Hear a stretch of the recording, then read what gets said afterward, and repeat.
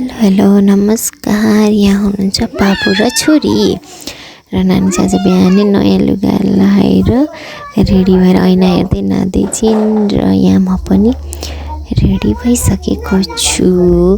बाबु पनि रेडी हुनु भइसकेको छ र यहाँ हाम्रो साथी हाम्रो बाइक पनि रेडी भइसकेको छ। सँगसँगै सानो पनि छिन् र आजको हाम्रो यात्रा रहेको छ धनकुटासम्मको। तिहार मनाइएन नि त, दाजु यता धनकुटामै हुनुहुन्छ। त्यो कारणले हामी चाहिँ तिहारको भोलिपल्ट आजको दिन धनकुटातर्फ जाँदैछौँ। यसरी हामी चाहिँ घरबाट त छिटै निस्केका थियौँ। 9:30 10 बजेको थियो होला, 9:30 बजेको थियो। त्यस पछाडि बाइकमा हावा हाल्यो, ब्याग मिलेको छैन कि बा भनेर उहाँले मिलाउँदै हुनुहुन्थ्यो र बाइकहरूमा हावा हालेपछि हामी नानी र म चाहिँ यहाँ बाइकमा हावा हाल्नु चाहिँ बसिरह्यौँ। त्यस पछाडि हावा हालिसकेपछि हामी लाग्यौँ, पेट्रोल हाल्यौँ र हामी लाग्यौँ सरासरी धनकुटातर्फ। यसरी नानी म उसको बाबा चाहिँ बाइकमा गयौँ र धरानमा पुगेपछि हामीले सानोहरूलाई पनि पर्ख्यौँ। एकछिन बसेपछि सानोहरू पनि आइपुगे अनि यसरी सानो ज्वाइँ र बाबु पनि आइपुगे। त्यस पछाडि हामी लाग्यौँ धनकुटातर्फ सबैजना मिलेर।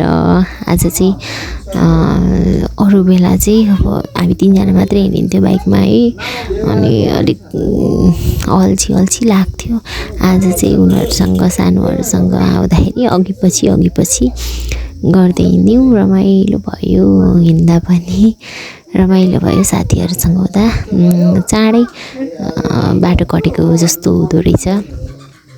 र यो रहेको छ स्पेसल ठाउँ। यहाँ चाहिँ उहाँ र म पानी पर्दा भिजेको बेलामा बसेको थियौँ क्या पहिले नै। अनि यसरी हामी चाहिँ अघि पछि गर्दै भिडियोहरू खिच्दै फोटोहरू खिच्दै लाग्दैछौँ। बेटारदेखि तलतिर लाग्यौँ। यसरी हामी मूलघाटमा आएपछि चाहिँ उखुको जुस खाने भनेर बस्यौँ। त्यति बेला यहाँ हेर्नु न हाम्रो बाबु खुसी भएर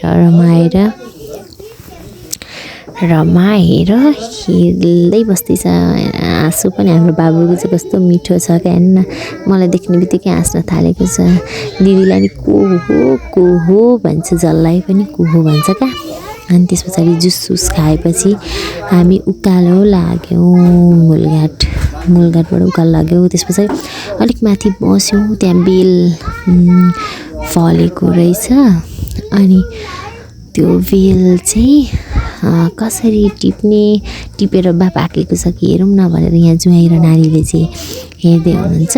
जहाँ एउटा चाहिँ टिप्नु पनि भयो र बाबुले फुटाउनु पनि भयो, तर पाकेको रहेन रहेछ, बेला भएको रहेन रहेछ।